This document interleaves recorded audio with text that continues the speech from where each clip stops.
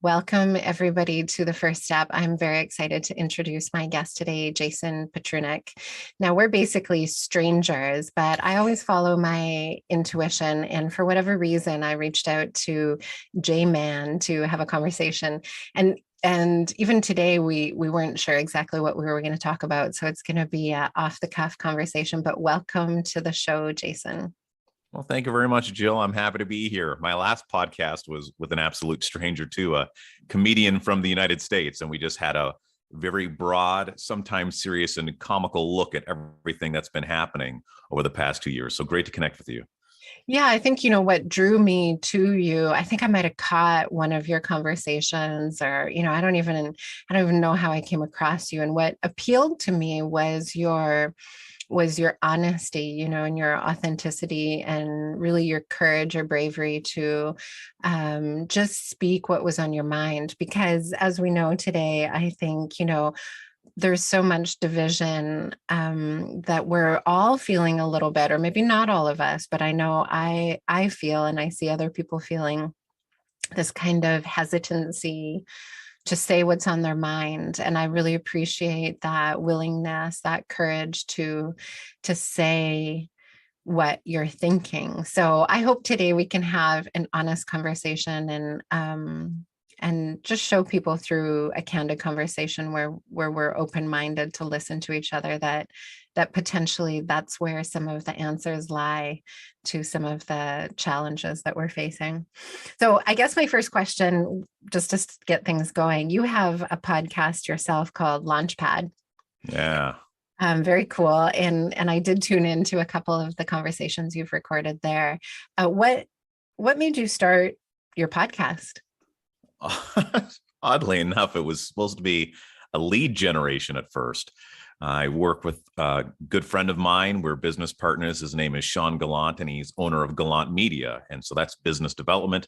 And I thought it would be great to do a podcast that dealt with entrepreneurship, right? And maybe that would turn into some business, for him and I there.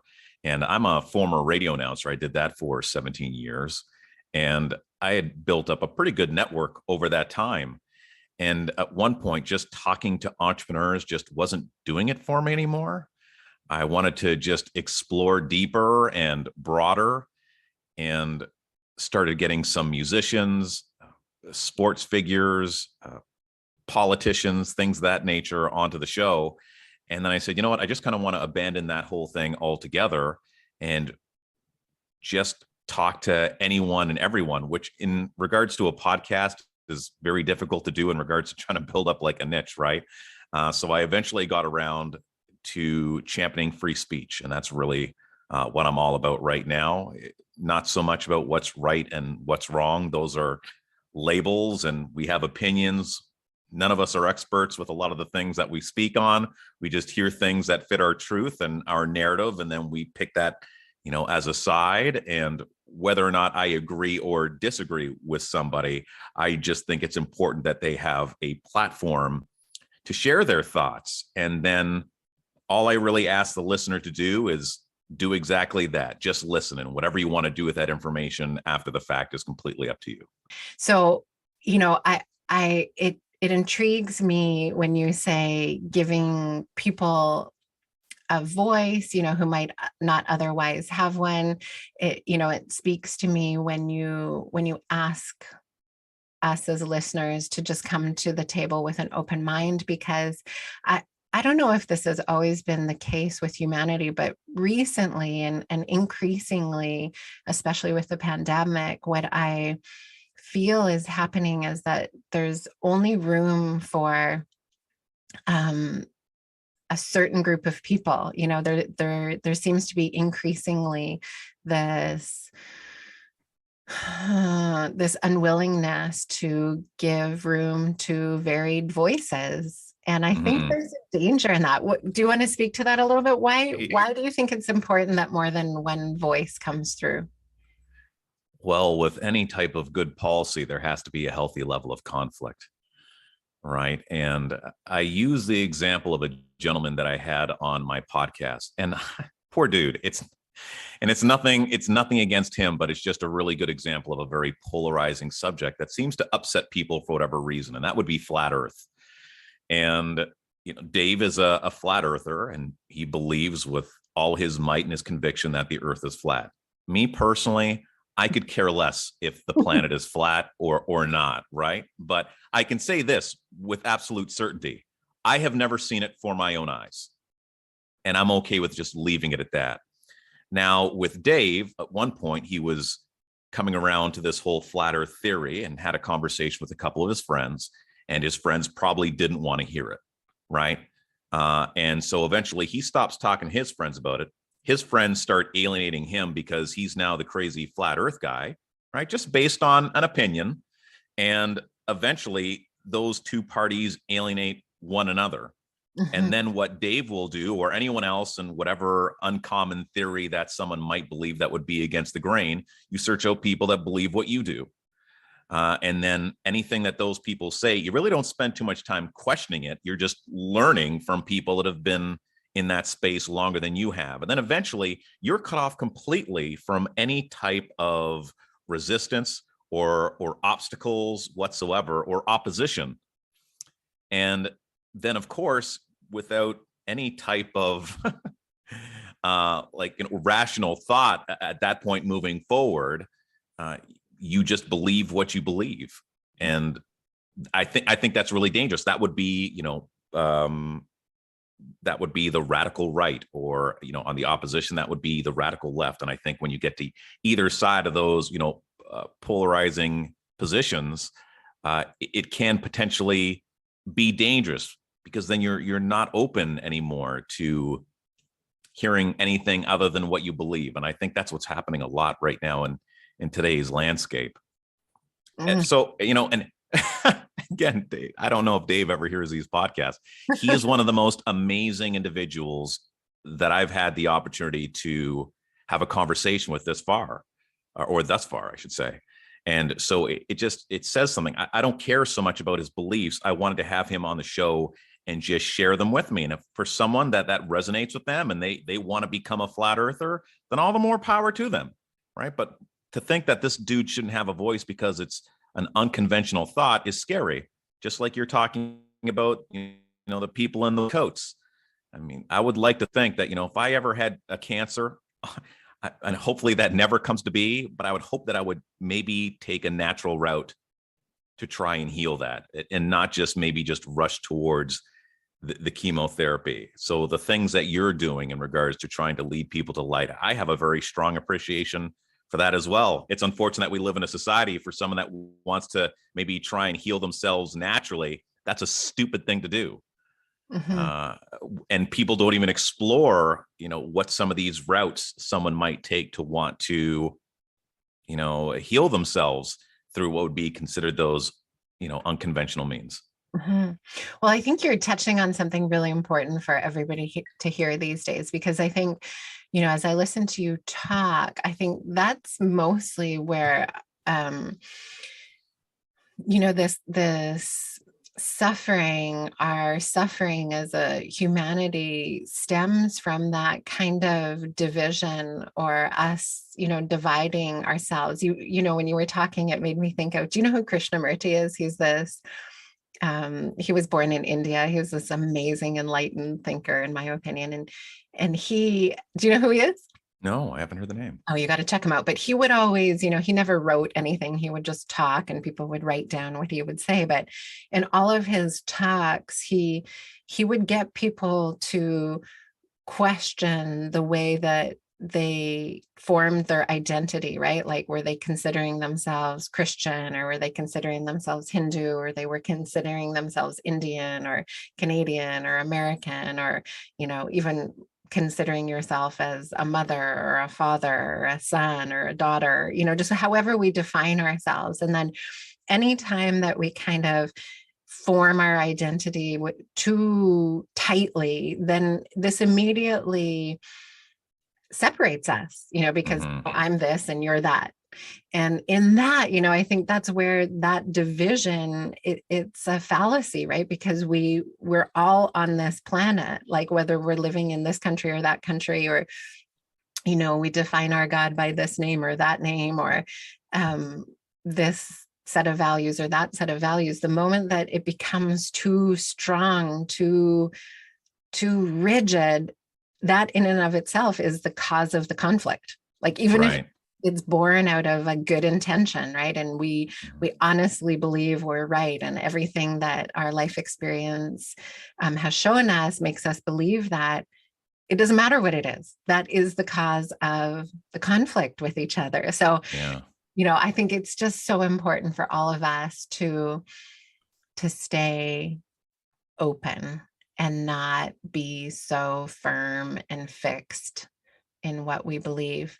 So do you think there's any hope? How do you see this playing forth, in our world today? With there's, the biggest, we could talk about things of the past that divided us, right? Like nationalism or religion. But Right. today it really is around how to deal with this virus, right? It seems like there's people Right. who, if we could define that division, like there's people who believe it's maybe not such a big deal, and it's got to play out, and all the government control or medical control is not going to lead us to a solution. And then there's people that are adamant that the control or medical mandates are critical to get out of this. So how do you Yeah.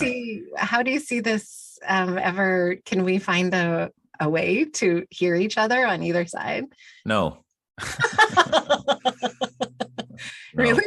Yeah, no. You know what? We're a society right now that is very tied to labels. Like, even, and I can't even follow it. I'll probably get it wrong, and I apologize. The LGBTQ and whatnot. It's like there's that, like that's one, like that's one group, but there's even division within the group itself and all the different parts, and like, oh, it's crazy, and everyone's fighting to make sure that they get a little bit more attention than the other. I remember it was forever in that circle, it was that trans weren't being identified enough, right? To like, people weren't identifying the struggle of the trans, and now that's a lot of what we see in TV commercials, ads, in movies. It's like, it's really in our face right now, and it's really important for those people, right? That label is being identified. And until we're ready to rid ourselves of these labels, right? Even just man, woman, right? Opposed to just being human beings. And it's so hard to do because it's ingrained in us. We're born that way, right? Where, our gender is a very, very important thing. And it does play an important role in society, but it's not the one thing that we should be fixated on. And I think until we learn to dissolve these labels, or at least not be so attached to them, we're going to continue to have these problems. And it doesn't mean that there can't be enlightening in between. It's, so when I say something like no, and it's so definite where it just seems like that's a doomsday thing to say, not at all. Within the chaos, there can still be evolution, right? Mhm. When a volcano erupts, as deadly as it can be and as disruptive as it can be, new life comes from that eruption. So right now, I think that we're in like great chaos, and I don't even know where to put that, like in regards to like a historical point of view. Like, I think this is awful right now, but it's not a world war where Mhm. we were conscripting men to, they had to go fight. They wanted to go fight. Like, the likelihood of that person coming back home was in jeopardy. The war crimes, the atrocities that we've seen, like, with the genocides and all the horrible things that have happened on this planet. This is definitely a disruption. But what it's really doing is that it's just stopping us from doing the things that maybe we took for granted. It's not so important that I can't go to a restaurant, or I can't go to a hockey game, or whatever it might be. I still have my health, and it doesn't seem that there's anything of that level of atrocity that's happening. So it's definitely a disruptive time. I don't know how we get through it, other than maybe taking this as an opportunity to, instead of focusing on the externals and all the things that maybe we can't do, that we take some time, when we're at home, when we're with our families, to be intentional and put some work on the internals, because even if those externals aren't around, we can't rely on those to define our happiness. Mm-hmm. Mm-hmm. Yeah, that's been my hope, from the beginning of when kind of COVID hit our world. I thought, oh my God, now we have this opportunity to pause, right? Like when the whole world shut down, I thought like, this is awesome. Super uncomfortable, right? Very unnerving to just watch the world like hit the park brake and everything be stopped. But I thought, if we can have the courage to just stay in that a little bit, like not quickly resume our activities, even if we could, but just stay with this opportunity of slowing down, stay with this opportunity of kind of, being with our families in our homes, and start to really choose like, okay, well, when things open up again, what do we want to do? What do we want to do? But what's been really kind of fascinating, and if I'm honest, kind of disappointing to witness, was this kind of like angst to just like jump back in, like, God, like when can we just start again? And I think we have missed that opportunity a little bit, to just hold back a little bit longer, to just stay in the discomfort of not knowing how we want to move forward, or not deciding right away, or coming out of reaction. And that's my hope, maybe, that we get to this place. Like I don't want to jinx us or curse us by saying like, well, I think it's going to get a lot worse before it gets better. But I do think that potentially, it is only when everything kind of really truly falls apart that we might have to start to consider how we want to rebuild. But that's so uncomfortable for people to think. Yeah, but it's true, Jill. Like things are going to go to shit. Like, Yeah. I don't think this is anywhere close to as bad as it's going to get, Yeah. depending on how someone is going to perceive it, right? I mean, for me, this has been very difficult thus far, and I think it's going to continue to test me. But I can also kind of determine how far I let it go. So I try to do my workouts at home. I try to maintain somewhat of a regular schedule, but I don't think this is going to go back to normal anytime soon. Do you think that's a doomsday thing? I know, because it's all about manifestation, and just I'm going to put forth my best thoughts, and that this is going to be a better place. And in the spring, everything is going to go back to normal. And I don't want to be, a quote unquote realist, but I can't imagine, and maybe that's part of the problem, is that I'll speak for a lot of us, just a general paintbrush statement, that a lot of people feel that it is going to get worse, and they're just in, this perpetual slide downwards, and just not being able to see the light, more or less pull any positivity out of it, like you're saying. Yeah. Well, I think potentially you're right in that, you know, like I think it's a positive thing that it might get worse. Do you know what I mean? Like, I actually think it would be good for collectively for us to unravel. I think it would be a positive step, a positive move in our evolution to like peel away so many of the things that have been making us comfortable. I grew up in Canada in a very privileged situation, and have been able to travel, and then ended up living in Mexico for many years, and have seen, different ways people live all over the planet. And I think most of us here in Canada, and all of us who probably would have the chance to listen to this podcast, actually, we're so lost in the material world, our material comforts, that we've essentially forgotten who we are. We, like we were saying, identify with kind of the most superficial aspects of our existence, like the country we live, or, the religion we belong to. But as we start to peel away those comforts, maybe we can't go to our churches or our synagogues, or, gather, or maybe it's a dance hall that was our religion, whatever. We can't get together in groups, and maybe, where our jobs are threatened or our livelihoods are threatened from all this change. And now we have to peel back with all of our creature comforts or, our indulgent luxury lifestyles of, traveling on planes anytime we want to. And I think what we're forced to face, if all of that gets peeled away, which might sound terribly awful for a lot of people, in my mind, I just think like right on.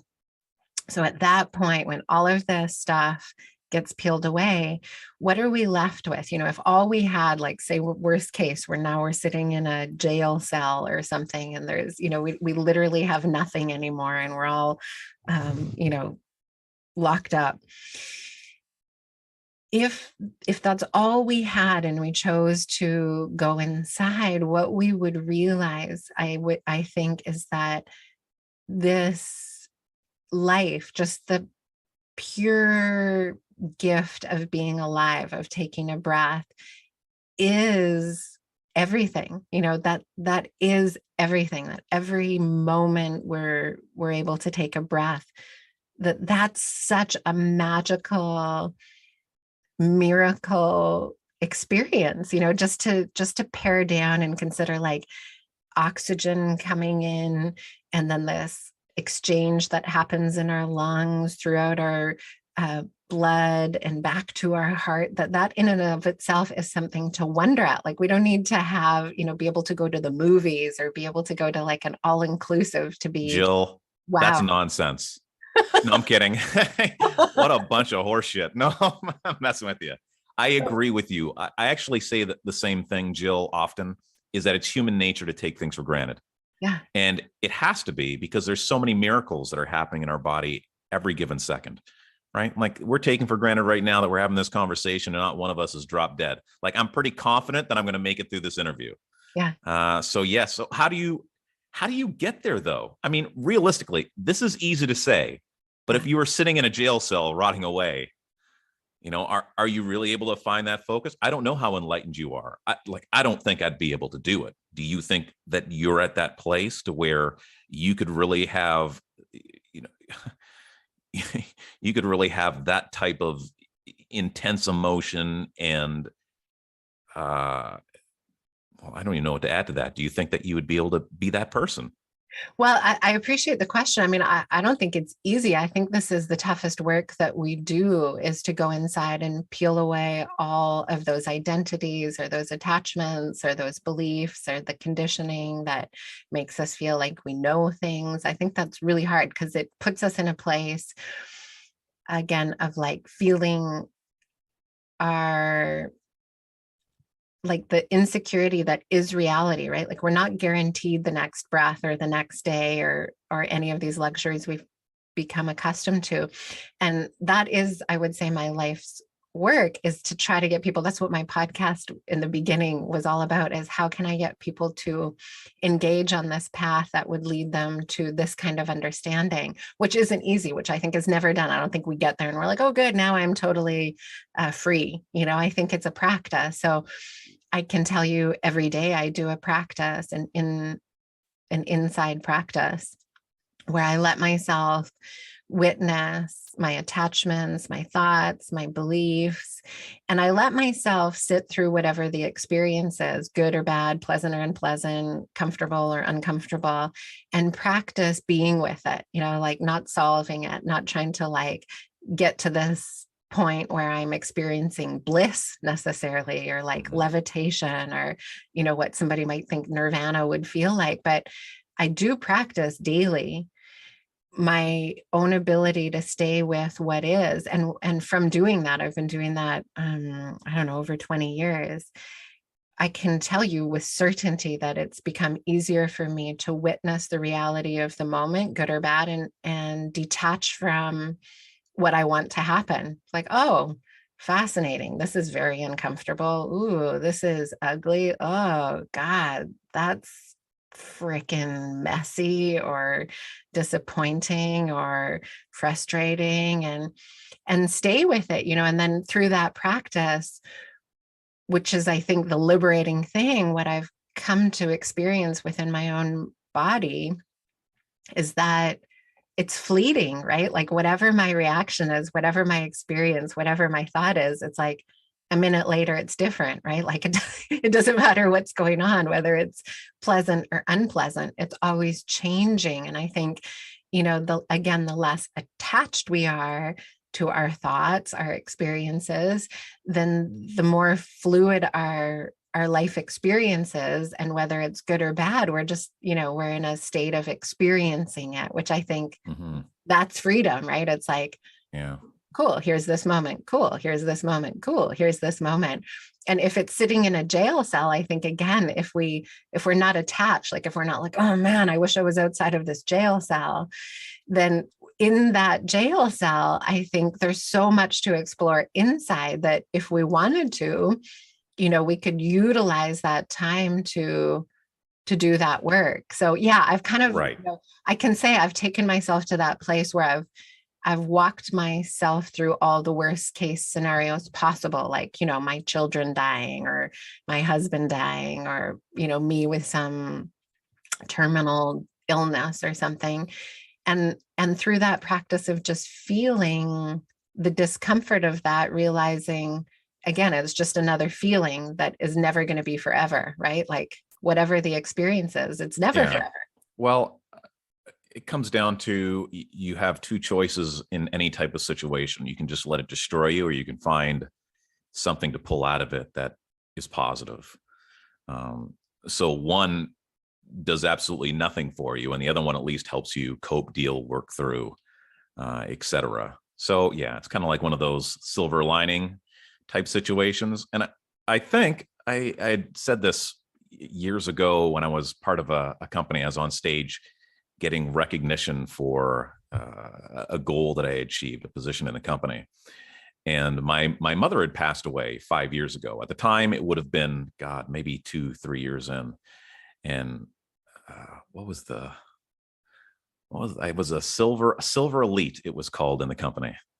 And I was talking about a silver lining, and we think of this silver lining of a cloud and just how it easily appears. And I think that's what frustrates people with the analogy, is that something horrible happens and people say, well, it happened for a reason, or, there's a silver lining to this. And it's like, oh, you know what? Sometimes drawing that silver lining, that's something that I believe the person does, right? So I have to grab that silver marker and I have to draw around that cloud. And that's not always something that's really easy to do. Sometimes maybe you just get started and then you walk away, your hands get tired or they shake, or you're just not in the right mindset to complete that full illustration. But eventually, through time and exploration and understanding and going through the proper grieving process of whatever it might be, you can eventually finish, that outline of the cloud. But it's that way it's delivered to where something horrendous happens and someone just throws it at you like it's supposed to be completed, like that puzzle is supposed to be finished. And that's not the case. And I found that just through my grieving process alone with the person that was most important to me in my life, which was my mother, is that there is no defined period of time to grieve.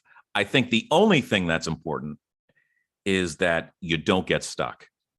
And I think that's for people that are very close to you. If you're not able to identify it yourself, my sister had a very difficult time to where she wasn't moving forward at all, to where it took some intervention. And I didn't give her the whole silver lining conversation, but I did say, Jana, it's been a while and we're still having the same conversation and it's 4 or 5 years later.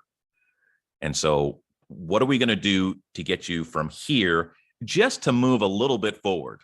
I'm not saying that it has to be healed. I'm not saying that you have to be good now, but we have to get you to another point of your grieving, because then it just becomes unhealthy. Mm-hmm. And yeah, I've learned a lot through that process myself, and I'm a much better friend now helping other people grieve. Mm-hmm.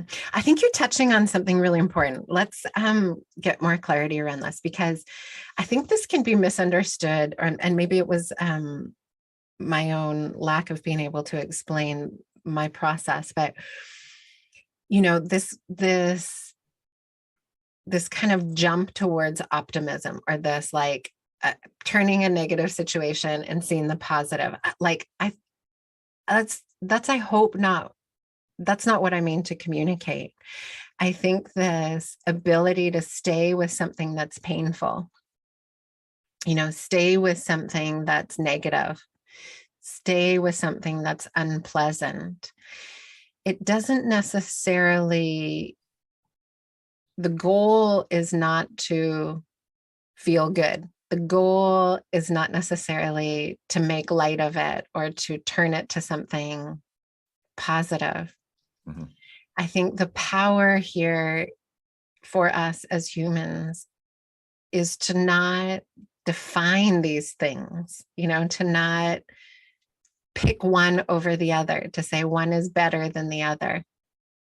A little bit like your flat earth conversation with this guy. It's right. Like we might all agree, like this dude, he's like, he's out to lunch, right?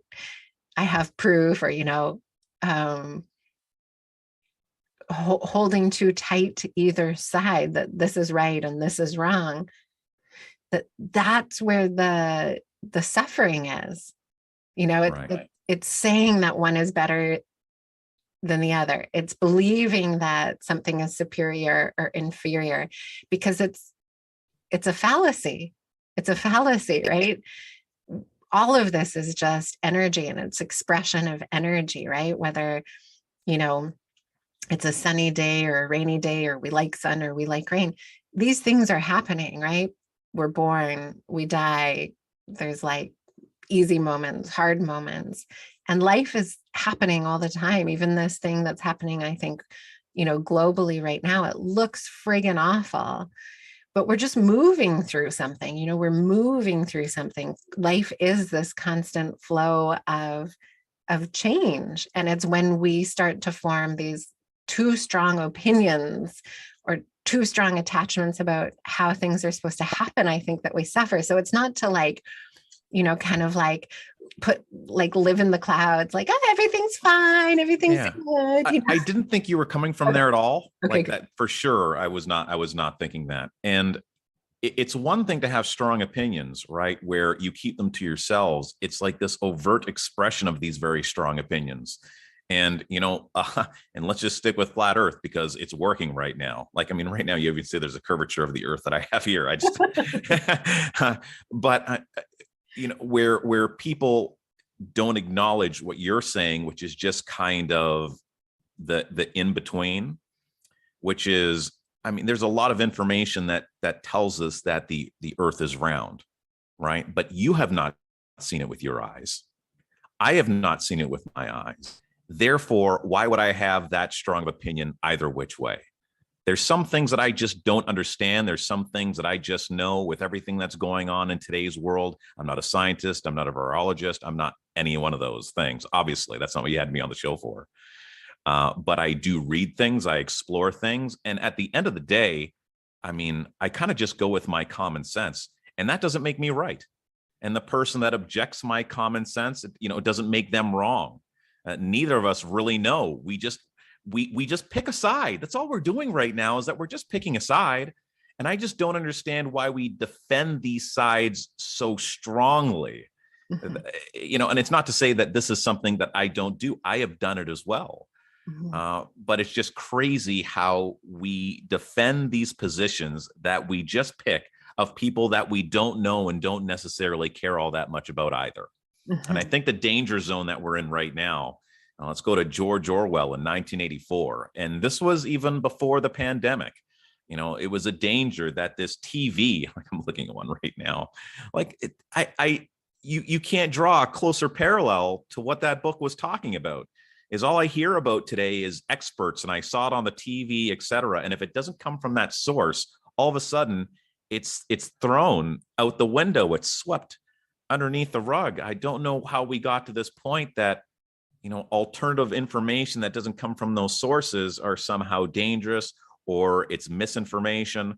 And again, I'll tie this back to sales, because at the end of the day, this world right now is, as far as corporations and things that are concerned, it's all being run by money, and when I think about this from a business standpoint, and I didn't understand the left and the right as far as politics were concerned even 2 years ago. I didn't care. But there's a reason why all these alternative news sites and what would be considered to be the right are popping up. It's because it's an underserviced area. And we're hearing a lot of what one side has to say, which would be the news, which is generally all the same message. So I think the reason why we're seeing so much disruption right now is that we have a technology with the internet, which we're starting to learn how to harness properly, to where people can now present another side of the story, and they're fighting for this legitimacy. But it wouldn't be here if it didn't need to be serviced. Mm-hmm. So I think it's still just a matter of time to where, podcasts really do become a thing, because we're still in the infancy of podcasts. Mm-hmm. And to where I will take notice of someone that is speaking truth on a podcast sometimes, just as much, if not more, than something that I'm getting through the news. Because I could talk to you about your real life experiences. I can have those interactions. I can hear and see you basically acting out your life on screen. You're now a verified source for me. I can talk to you about the things that you believe. I can ask you questions. We can do this right now. Mm-hmm. But I can't talk to some dude on the news. Mm-hmm. And we've just so far escaped journalism to where now we're just reading things off a piece of paper. And coming from a media background where I worked in radio, the news comes from something called The Wire. I don't know where The Wire comes from. I don't know who verifies those stories. You pull it and then you pick the most horrible stories on the face of the planet. Hopefully you find a couple that are local, right? It's a jackpot if a 2-year-old drowned in a pool, because that's news. Yeah. Right. And so here we are living in this world where there's a lot of adversity. There's a lot of crazy stuff that's going on. And unfortunately, news, which usually would consider this to be a jackpot, we don't want to talk about both sides of the story. We want to talk about how many cases there are of COVID. We want to talk about how many deaths there are from COVID, but we don't want to talk about any of the collateral damage that's being done from these vaccines, which is crazy to me, because we all know that anything like any type of medical intervention, anytime that you go under due to anesthesia, any type of routine operation, something can go wrong. And the fact that that's just completely just disappeared, and that objective point of view has now just dissipated to where it doesn't even exist anymore. That's what's frightening to me, coming from a media background. Mm-hmm. And that's why I guess I'm doing what I'm doing right now. I had no plans on having any type of conversation whatsoever about the pandemic when I did my show. And then lockdowns happened. And I was like, this sucks. So I had a politician, his name is Randy Hillier, who opposed lockdowns. And I got a lot of grief for that, because he was known for defying the lockdown rules. And then my friend Kevin, who was injured by a vaccine. That wasn't even something I wanted to cover. I'm like, I knew if I got into that, it's going to take me down this rabbit hole. But I felt, my friend needs to be heard. Other people may not listen to him. I'm known as being, at least at one point, I was a reliable media source, and people know me as being truth and being fair, to where at least if I give him a platform to speak, that maybe more people take him seriously, and maybe he can find some avenues in which he can live a better life moving forward, because now his motor functions are messed up. He has 12 lesions on his brain. And now, I find myself in this role to where there's just people that don't have anything to say necessarily about vaccines. I know we didn't want to go into this, and I'm just going to touch on it a little bit. It's very difficult not to have a conversation about vaccines, and government's made it very difficult to do so with these mandates. Someone can oppose mandates and be fully vaccinated, right? Now, there's probably more people that don't like the mandates that are unvaccinated, but there's people that don't like the mandates, period. So I'm talking with a lot of people right now that don't want to follow along with the mandates, and they're willing to give up their livelihoods to do so. A pilot named Greg Hill, right? 3 tours in Afghanistan and 13,000 flight hours. And he was also a commercial airline pilot as well, with the responsibility of human cargo. And because he opposes these mandates, people are saying he's an anti-vaxxer. This came a couple of weeks after Remembrance Day.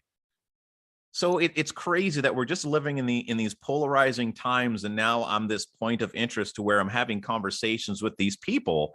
And, I'm not talking with a bunch of dum-dums. So, I'm just glad that there's people like you, that are out there speaking their truth. I'm trying to do the same. I'm not trying to ruffle any feathers. I'm sure just like you're not trying to ruffle any feathers. You're just trying to lead people down a different path, what some might consider to be the unconventional path, when really there's no reason for it to be unconventional whatsoever. Why can't it just be another path? Why can it not just be a parallel path? And as you well know, it's the powers that be. I know it sounds silly, but it's the powers that be that want to make sure that you're derailed and people aren't going to you for that, the natural things that people can do to remedy themselves and heal dis-ease and disease in the body, and instead just take this pill, right, or that injection or whatever, and just come see me in a month. And thank you for letting me go on that tangent. That was a hefty rant. No, I have so much trust. This is the thing. This is what I hope comes out of this conversation. And for people who are listening, I always try to leave listeners with like a small action that they might take in direction of health and wellness. And what's coming out for me from this conversation as I'm listening to you talk is maybe the challenge for anybody who hears this conversation is today or this week or for the next month or for the next year, whatever amount of time that you want to play this game with yourself, to meet people, anybody you meet in your life in person or, on social media, and to listen, to listen without knowing already how you feel about what they're saying. And if what they're saying makes you uncomfortable, if what they're saying goes against everything if what they're saying is counter to your beliefs, to challenge yourself to listen to them and notice what's going on inside of you. Instead of us having to attack back immediately, react back immediately, speak back immediately, but just to foster the skill of really meeting another human being, whether they're on the same page as us or not, and taking responsibility for what's going on inside of us as we meet each other. Because I think what we'll notice is that what's going on inside of us, let's say you were saying something and I didn't feel the same way. I think what's going on inside of myself as I listen to another human that isn't in alignment with my worldview is this kind of this reaction happening internally that says, you're threatening my security, you're threatening this belief or this idea that's made me feel comfortable. And so I have to defend it. I have to like attack you because you're threatening my reality by what you're saying. And I think if we don't react, if that's all going to go on, that's what is happening when we meet somebody with a counter view to ours. If we allow ourselves to witness this reaction internally, this ruffling of our feathers, right? This kind of stirring inside of us, and we don't attack the other person, and when we don't defend what we believe, is I think what we end up witnessing is that there's room for that counter narrative. There's room for that alternative viewpoint. There's room for more than one perspective. And it's actually okay. It's actually okay to let the other person have their worldview, their distinct values, their unique perspective.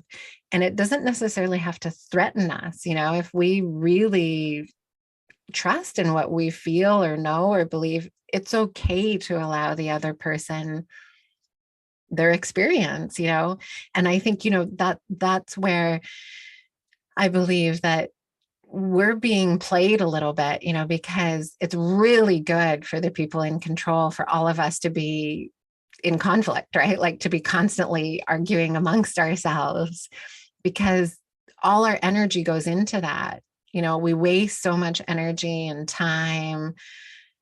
Our intellectual power, our emotional power, spiritual power gets eaten up by all this back and forth. Whereas I think if we would just hear each other, we'd have this enormous reservoir of potential, of energy and power to actually do something differently, that doesn't come out of like a reaction. That's what I hope for, maybe from our conversation, that people take that challenge to just watch what happens if you listen to somebody who doesn't feel like you, who doesn't think like you, who doesn't live like you, and not waste your energy on trying to convince them otherwise. Make room for them, make space for them, and then do what you need to do what you want to do what makes your heart sing. And I think that would terrify the people in power because, I think the people in power, they're the ones winning, right? Like all of us down here working our jobs and, paying our bills and, just living a normal life.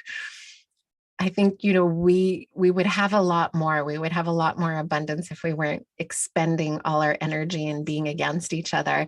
And I think that's how they have us trapped, in this constant conflict. And, they're doing whatever they want. They're flying wherever they want.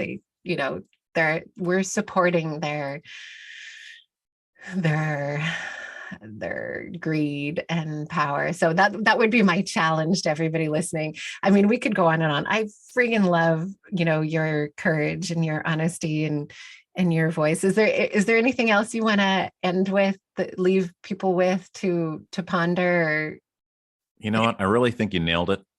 Effective listening is key. People really, myself included, to listen and not react. That's a great point that you made in regard to coming from a place of reaction, like action reaction. That's usually never a good thing, right? That's like a fight or flight kind of thing in the brain, opposed to maybe even sometimes suppressing your impulses. You have that action. You want to say something. Is that what you were going to say before that person said something that maybe, for you turned the conversation into something inflammatory? Asking questions is a very big thing. I see a lot of statements happening today. A lot of people with definite statements, way too attached to their position, and never asking a single question. For instance, you say something that opposes my worldly point of view. Oh, I'm curious. Why did you say that? Where did you get that information? Could I see a source? Invite people in a little bit, become friendly, and just to be not so attached. I have a lot of views on everything that's happening right now, and I could be absolutely wrong. I'm good with that I could be wrong with a lot of the things that I'm saying. Now, I feel if I'm right about 20% of the things that I believe, I think we're in a lot of trouble. And there's some really weird things that are going on, like anagrams and this and that, and whatever it might be. That doesn't make anything true or false, right? They're all just different points of view, different opinions. And maybe we could get a little bit closer to just respecting one another's opinions and having some curious intellectual discussions about them, and maybe not having them as often, because this is going to be around for a little bit. And I don't want to talk about this kind of stuff all the time either. I struggle to find room in my podcast to talk about other things, but it seems like, is there anything else that matters with all the chaos that's going on in the world? And yes, the thing that matters more than anything else is not just what's going on in this world, but what's going on inside of you. And so, Jill, I think, what you do is really fantastic, and being that light for individuals that are looking for that beacon. And I really appreciate you taking some time to have me on the show. It's been an honor. Yeah, well, I thank you so much, Jason. I think, that's as we move into, it's December 21st, is it today? Yeah, we're only like 3 months away from spring. Yeah, but this season, I think, is a time where I think we do try to be kind to people, or that's my hope anyway. So maybe that hopefully this short talk can inspire people, just to really listen and trust that wherever people are coming from, it's because of their own life experience. And we all have different life experiences. So just to respect each other and really listen. Thank you so much for being on the show, Jason. And I'll link up your podcast, so if people want to hear more about you, they can. Thank you. Absolutely. And there'll be a great David Weiss Flat Earth podcast that they can check out when they're there. I love it. Yeah. Check out Jason and his show. He's got all kinds of fun topics. Thanks so much for being here, Jason. No problem.